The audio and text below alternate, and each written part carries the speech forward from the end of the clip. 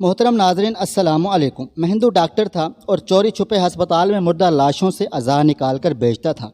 ایک مولوی کی جوان بیٹی کی موت ہو گئی اور تبھی مجھے کم عمر انسان کے اعضاء کا آرڈر ملا۔ میں نے گورکن کو سونے کی انگوٹھی دی اور کہا کہ رات کو میت قبر سے نکالے، لیکن جو ہی میں نے لڑکی کے چہرے سے کفن ہٹایا تو جان نکل گئی، میرے تو ہوش ہی اڑ گئے۔ جب میرا تعلق ایک ہندو گھرانے سے تھا، ہمارا گھر جس محلے میں تھا اس محلے میں مسلمانوں کی تعداد زیادہ تھی۔ ہمارے باپ دادا برسوں سے اسی گھر میں رہتے چلے آ رہے تھے اور آس پڑوس کے سبھی لوگوں کو بہت ہی اچھے طریقے سے جانتے تھے۔ جبھی آج تک ہم لوگوں کو مسلمانوں سے کوئی مسئلہ نہیں ہوا تھا اور نہ ہی ہم لوگوں نے کبھی اپنی ذات سے مسلمانوں کو کوئی تکلیف پہنچائی تھی۔ ہم لوگ بہت ہی امن و سکون سے اپنی زندگی بسر کر رہے تھے۔ پورا خاندان ہمارے باپ دادا کی بنائی اس حویلی کے الگ الگ حصوں میں رہتا تھا۔ ہولی، دیوالی اور ایسے ہی دوسرے تہواروں پر پوری حویلی میں جشن کا سا سما ہوتا تھا۔ ہماری زندگیاں سکون سے گزر رہی تھیں، مگر پھر ایک میرے چھوٹے چچا کو مسلمانوں کے دین کے مطالعے کا شوق چڑھ آیا تھا اور اب وہ مسلمانوں کے دین کا مطالعہ کرنے لگے تھے۔ انہیں یہ شوق اپنے ایک مسلمان دوست سے لگا تھا۔ اس کا ہمارے گھر میں آنا جانا اور چچا بھی اکثر اس کے گھر آتے جاتے رہتے تھے۔ چچا اکثر اپنے اس دوست سے اور اس کے گھر والوں کے طور طریقوں اور رہن سہن سے بہت زیادہ متاثر نظر آتے تھے۔ جب بھی اکثر وہ اپنے اس دوست کی تعریف کرتے بھی دکھائی دیتے تھے۔ چچا نے اپنے اسی دوست کی زندگی سے متاثر ہو کے دین اسلام کا مطالعہ کرنا شروع کر دیا تھا۔ اس بات پر ابو اکثر پریشان دکھائی دیتے تھے اور اکثر چچا کو روکتے بھی نظر آتے تھے۔ یوں لگتا تھا جیسے انہیں کوئی ڈر ہے، اور پھر ایک دن ان کا یہ ڈر سچ ثابت ہو گیا اور چچا نے اسلام قبول کر لیا۔ سب گھر والوں نے ان کی بہت مخالفت کی، مگر چچا نے ٹھان لی تھی کہ سب گھر والوں کو مسلمان کر کے ہی رہیں گے۔ چچا نے اپنے گھر میں ہی سب کو اسلام کی دعوت دینی شروع کر دی اور اس طرح آہستہ آہستہ حویلی کے باقی لوگ بھی اسلام قبول کرنے لگے۔ یہ بات میرے باپ کو بے حد ناگوار گزر رہی تھی۔ اب ہماری حویلی میں کھلم کھلا لڑائی جھگڑے ہونے لگے۔ یہ سب میرے باقی کے رشتہ داروں کے مسلمان ہونے کی وجہ سے ہو رہے تھے۔ میرے ابو اپنا دھرم ہرگز بھی نہیں چھوڑنا چاہتے تھے۔ ان کا ذہن اور دل اس قدر وسیع نہیں تھا کہ وہ کسی دوسرے دھرم کو قبول کر سکیں، اس لیے وہ اپنی ضد اور انا پر قائم رہے اور چچا کے لاکھ کوشش کرنے پر بھی انہوں نے دین اسلام کو قبول کرنے سے واضح انکار کر دیا۔ یہی نہیں، اس بات پر انہوں نے چچا کو سخت برا بھلا بھی کہا تھا۔ چچا چاہتے تھے کہ میرے ابو کی آخرت اچھی ہو جائے، مگر میرے ابو صرف دنیا ہی چاہتے تھے۔ میرے ابو نے جب یہ دیکھا کہ حویلی کے تمام لوگ ہی آہستہ آہستہ مسلمان ہو رہے ہیں تو وہ مجھے اور امی کو لے کر حویلی چھوڑ کر دوسرے شہر چلے گئے تھے اور اپنے ایک دوست کے گھر میں رہنے لگے۔ میرے والد صاحب جب اپنا گھر اور حویلی چھوڑ کر دوسرے شہر میں رہنے کے لیے آئے تو اس وقت وہ بالکل ہی خالی ہاتھ تھے۔ حویلی کے کئی حصہ دار تھے، اس لیے حویلی بکنے کا تو سوال ہی پیدا نہیں ہوتا تھا، اور میرے ابو کے پاس بھی ان کی جمع پونجی ہی اتنی نہیں تھی کہ وہ دوسرے شہر میں آرام سے اپنی گزر بسر کر سکیں۔ اس کے لیے انہوں نے ایک اچھی نوکری ڈھونڈنی شروع کر دی تھی جس کی بنا پر ہم اس شہر میں اپنی زندگی سکون سے گزار سکیں۔ میرے ابو ڈاکٹر تھے، مگر دوسرے شہر میں نوکری ملنا اس قدر آسان ثابت نہیں ہو رہا تھا جتنا انہوں نے سوچا ہوا تھا۔ میرے ابو کے پاس تھوڑی بہت جو جمع پونجی تھی وہ بھی آہستہ آہستہ ختم ہونے لگی تھی۔ وہ تو ابو کے بچپن کے دوست بے حد اچھے تھے جو انہوں نے ہمیں رہنے کے لیے اپنا فلیٹ دے دیا تھا، ورنہ اس اجنبی شہر میں ہمارا کوئی دوسرا ٹھکانہ نہ تھا۔ ابو دن رات نوکری ڈھونڈ رہے تھے، مگر اس شعبے میں بھی ہر جگہ رشوت ہی درکار تھی۔ اس وجہ سے انہیں کہیں بھی نوکری نہیں مل پا رہی تھی، کیونکہ ابو کے پاس اتنے پیسے نہیں تھے کہ وہ رشوت دے سکیں۔ آخر کار انہیں ایک جگہ نوکری مل گئی، مگر جو کام انہوں نے اس نوکری میں سر انجام دینا تھا، اس کام کا سن کر ابو جان کے رونگٹے کھڑے ہو گئے تھے اور انہوں نے ان لوگوں سے سوچنے کے لیے کچھ وقت مانگا تھا۔ ابو گھر آ کر گہری سوچ میں غرق ہو گئے تھے۔ ہمارے گھر کے حالات دن بدن بگڑتے ہی چلے جا رہے تھے۔ گھر میں اب کھانے کو بھی سب کچھ ختم ہونے والا تھا اور ابو کے پاس کوئی دوسرا راستہ نہیں تھا، یا تو وہ ان لوگوں کی بات مانتے یا پھر ہمارے حالات ہمیشہ ایسے ہی رہنے والے تھے؟ کیونکہ میرے ابو بھی ابھی کوئی اتنے قابل ڈاکٹر نہیں تھے کہ وہ جہاں جاتے انہیں وہاں ہاتھوں ہاتھ لے لیا جاتا۔ ابھی تو ابو اپنے کیریئر کے سیکھنے کے مراحل میں تھے جب انہیں اس معاملات میں اس قدر پریشانی جھیلنی پڑ رہی تھی۔ اگر میرے ابو کچھ سال اور حویلی میں رہ کر اپنے ہی شعبے میں محنت کرتے تو آج ہمیں یہ دن نہیں دیکھنے پڑتے تھے۔ میں اس وقت اتنا سمجھدار تو تھا ہی کہ ان سب باتوں کو سمجھ سکتا۔ اپنے حالات کو دیکھتے ہوئے میں نے بھی کوئی فرمائش کرنا چھوڑ دی تھی۔ مجھے اکثر حویلی کے دن بھی یاد آتے تھے جب کوئی بات پریشانی سے نہیں تھی اور نہ ہی کسی چیز کی کمی تھی۔ کھانے کی تنگی تو ہم لوگوں نے کبھی دیکھی ہی نہ تھی، مگر ان سب حالات کا سامنا کرنا پڑ رہا تھا تو 14 طبق روشن ہو رہے تھے۔ میں اب اکثر چڑچڑا رہنے لگا تھا۔ جب ضروریات زندگی پوری نہیں ہوتی تو انسان کی طبیعت میں چڑچڑاہٹ آ ہی جاتی ہے۔ وہی سب میرے ساتھ بھی ہو رہا تھا۔ آخر کار ابو نے ہمارے حالات سے تنگ آ کر یہ نوکری قبول کر لی۔ ابو کو تو نوکری ہی اس شرط پر ملی تھی کہ وہ مردہ لوگوں کے اعضاء نکال کر بیچیں گے۔ اس کام کے پیچھے ایک پورا منظم گروہ کام کر رہا تھا اور ابا بھی اپنی غربت کے ہاتھوں تنگ آ کر اس کام میں شامل ہو چکے تھے۔ شروع میں تو ابو کے ضمیر نے بالکل بھی گوارا نہیں کیا کہ وہ یہ کام کریں گے، مگر یہ نوکری کرنے کی شرط یہی تھی کہ وہ مردہ لوگوں کے اعضاء نکالیں گے، اور اگر کبھی انہوں نے اس کام سے انکار کیا تو انہیں اسی وقت نوکری سے نکال دیا جائے گا۔ اور ابو اب یہ نوکری نہیں چھوڑنا چاہتے تھے۔ یہ نوکری شروع کرنے کے بعد ابو کئی دن تک پریشان رہے۔ اکثر کبھی کبھار راتوں کو اٹھ کر بیٹھ جایا کرتے تھے جیسے کوئی چیز اندر ہی اندر ختم کر رہی ہو، مگر وہ اس بات کا تذکرہ کسی سے بھی نہیں کرنا چاہتے تھے۔ پیسوں کے ہاتھوں مجبور ہو کر انہوں نے اپنے ضمیر کا سودا کر لیا تھا، اور اب یہی ضمیر انہیں دن رات کچولے لگاتا کہ ان حالات میں ابو جان بے حد پریشان رہنے لگے تھے۔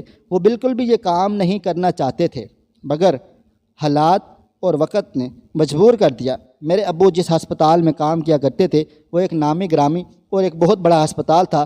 کسی کو بھی شک نہیں ہو سکتا تھا کہ اتنے بڑے ہسپتال میں اس قدر گناؤنی کام بھی ہو سکتا ہے۔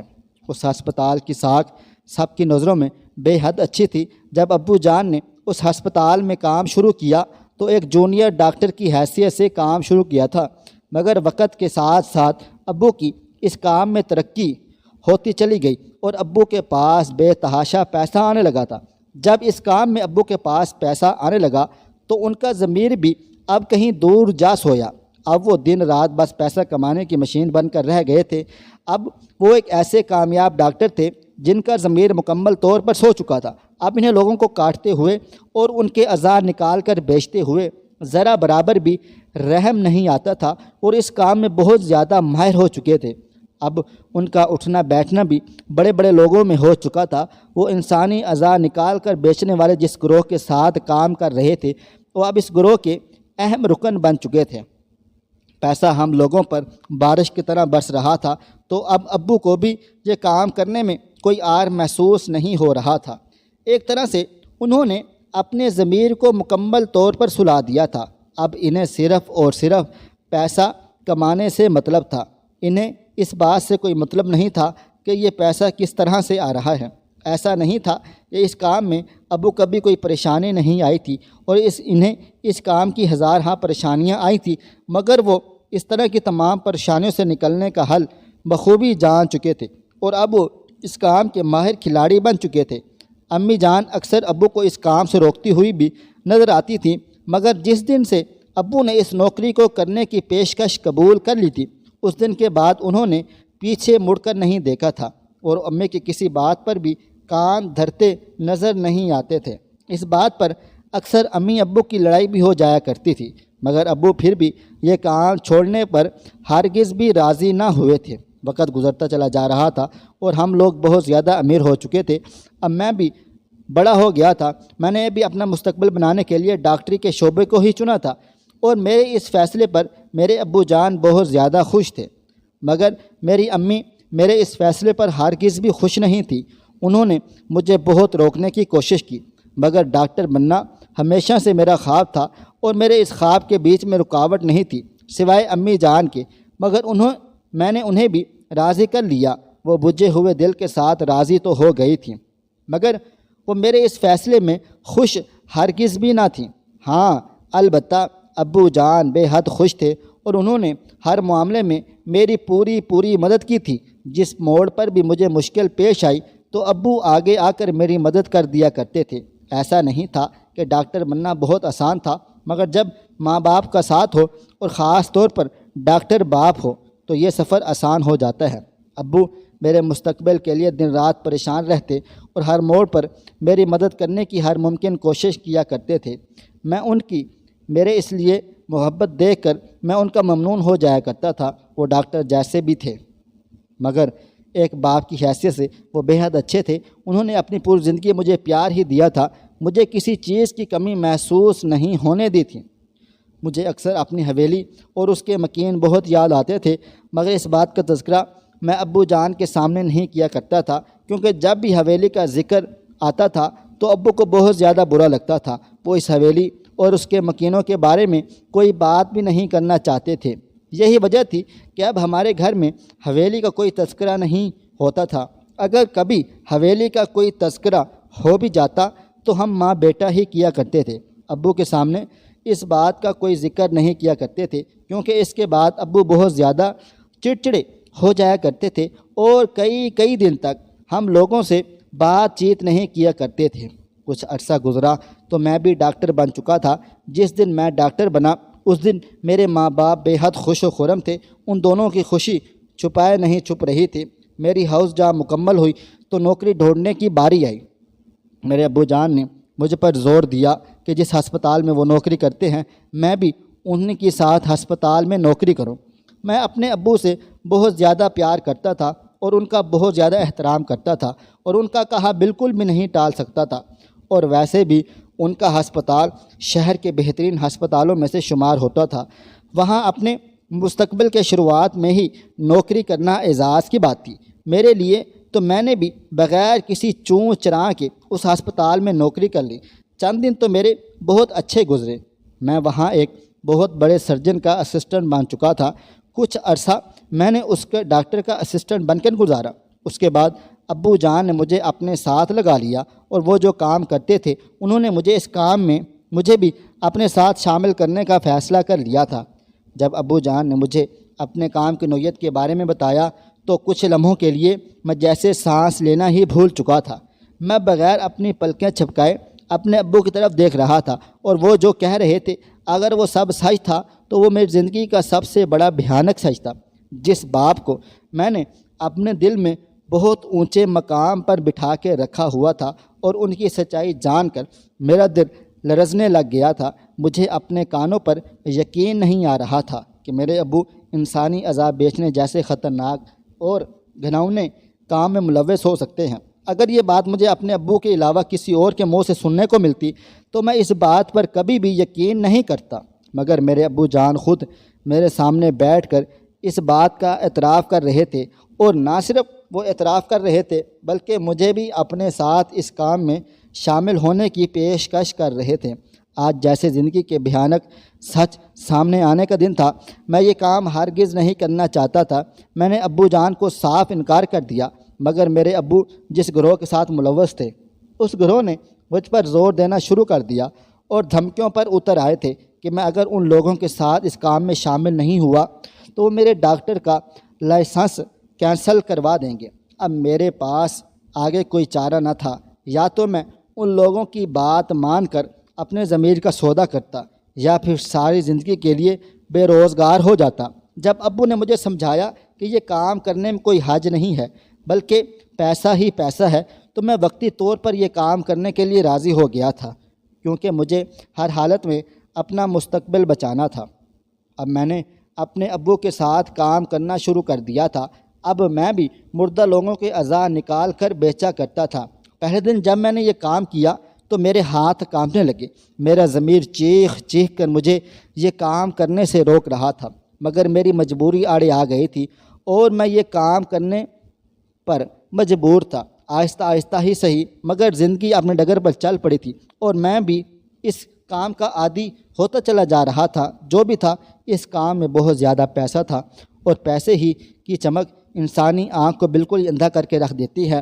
ایک دن میں ہسپتال میں اپنے معمول کے کام نمٹا کر رہا تھا، اتنے میں ایک نرس نے ایک مریض کے آنے کی اطلاع دی۔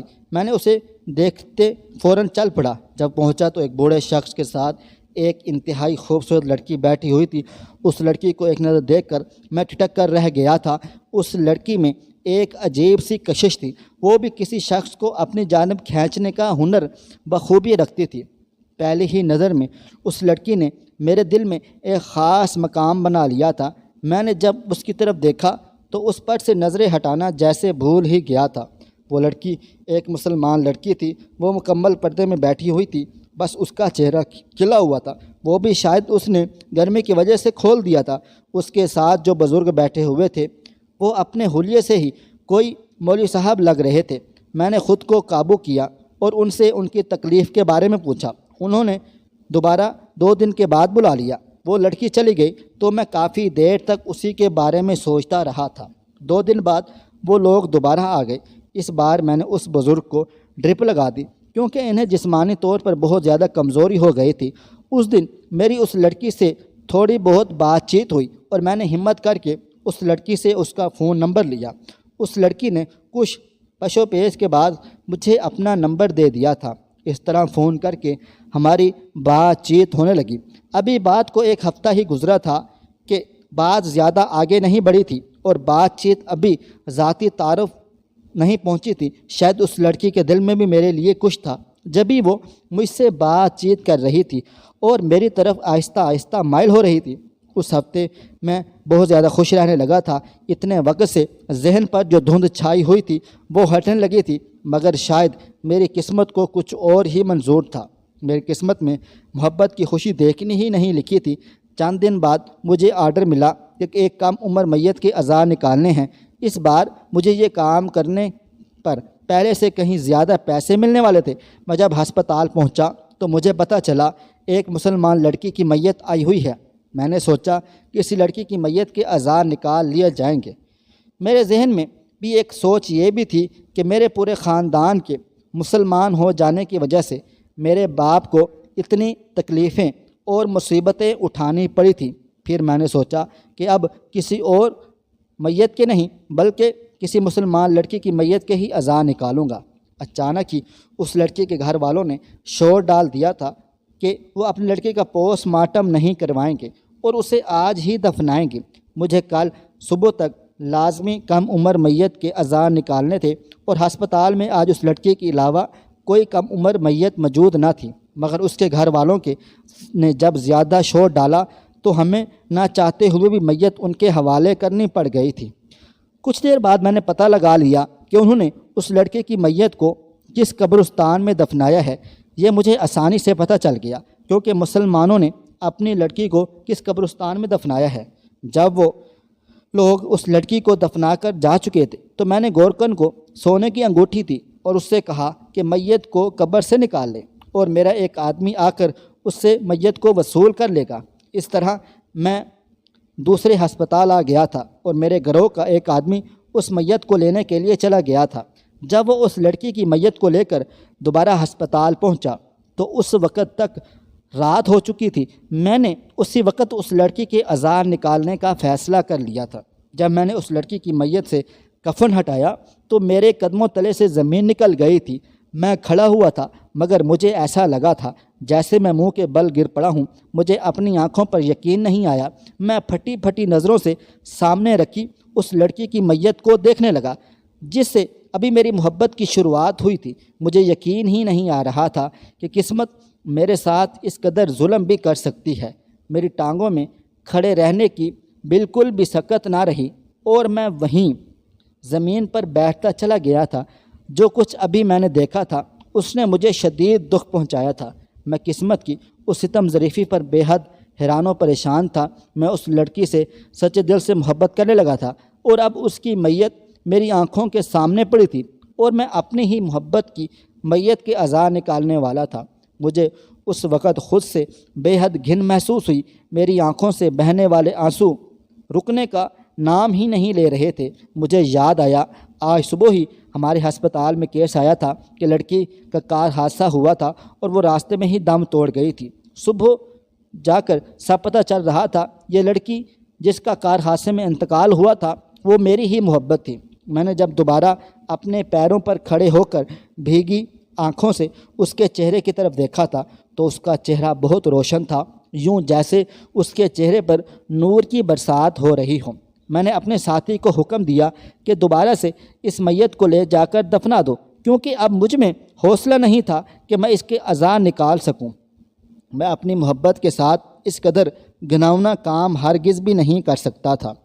مجھے اس لمحے اس لوگوں کے درد کا بھی احساس ہوا جن کے گھر والوں کی میت کے اعضاء میں نکال چکا تھا۔ مجھے اس لمحے خود سے بے حد شرمندگی محسوس ہوئی۔ میں اسی وقت وہاں سے اٹھ کر اپنے آفس آ گیا اور اس لڑکی کا بایو ڈیٹا نکالا، کیونکہ آج صبح ہی وہ ہمارے ہسپتال میں لائی گئی تھی اور اس کا پورا بایو ڈیٹا کمپیوٹر میں محفوظ تھا۔ میں جیسے جیسے اس کے بایو ڈیٹا کی تفصیلات پڑھتے چلے جا رہا تھا مجھے اندازہ ہوتا جا رہا تھا کہ وہ لڑکی کوئی اور نہیں میری سگی پھپھو کی بیٹی تھی، کیونکہ جب ہم حویلی سے نکلے تھے اس وقت میں ہوشیار تھا۔ مجھے سب ہی رشتہ داروں کے نام اور ان کی شکلیں یاد تھیں، مگر ان دنوں یہ لڑکی بہت چھوٹی سی تھی جبھی میں اسے پہچان نہ سکا، اور جو آدمی اس دن اس لڑکی کے ساتھ علاج کی غرض سے آئے ہوئے تھے وہ میرے سگے پھپھا جان تھے۔ وقت نے انہیں بہت بوڑھا کر دیا تھا جبھی میں انہیں بھی نہ پہچان سکا۔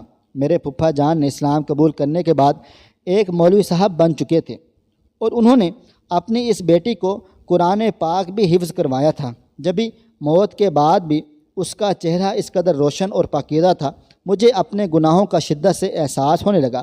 میں نے اس وقت ابو کو جا کر ساری تفصیل بتائی تو وہ تڑپ کر رہ گئے تھے۔ جو بھی تھا وہ اپنے گھر والوں سے بے حد محبت کرتے تھے اور اس دوری نے ان کی محبت کو اور ہی زیادہ بڑھایا ہوا تھا۔ انہوں نے جب میرے ساتھ اس لڑکی کی میت کو دوبارہ دیکھا تو حیران و پریشان ہو گئے کہ مرنے کے بعد بھی کسی کا چہرہ اس قدر روشن ہو سکتا ہے۔ مجھے اور ابو کو اپنے گناہوں پر بے حد ندامت محسوس ہوئی اور ہمیں محسوس ہوا کہ ہم تو غلط راستے پر چل رہے تھے۔ ابو جان نے اپنے گھر والوں سے دوبارہ رابطہ کیا اور ان لوگوں نے بھی ہمیں کھلے دل سے قبول کر لیا تھا۔ ہم لوگوں نے اپنی غلطی مانی اور ان لوگوں کی نیکی اور اچھائی سے متاثر ہو کر دین اسلام قبول کر لیا اور ہمیشہ ہمیشہ کے لیے اس کام سے توبہ کر لی اور واپس اپنے گھروں کو لوٹ گئے تھے۔ خواہش صرف اتنی ہے کہ کچھ الفاظ لکھوں جس سے کوئی گمراہی کے راستے پہ جاتے جاتے رک جائے، اور نہ بھی رکے تو سوچ میں ضرور پڑ جائے۔ پیارے دوستو، امید کرتا ہوں کہ آپ کو یہ ہماری کہانی پسند آئی ہوگی۔ کہانی پسند آئی ہو تو اس ویڈیو کو لائک کریں، کمنٹس کریں، شیئر کرنا بالکل بھی نہ بھولیں، اور ہاں اگر آپ اس چینل پر نئے ہیں تو اس چینل کو سبسکرائب ضرور کریں اور نوٹیفیکیشن کو ضرور دبائیں تاکہ آنے والی کہانی سب سے پہلے آپ کو مل سکے۔ ملتے ہیں کل ایک نئی اور دلچسپ کہانی کے ساتھ، تب تک اپنا بہت زیادہ خیال رکھیے گا۔ اللہ حافظ۔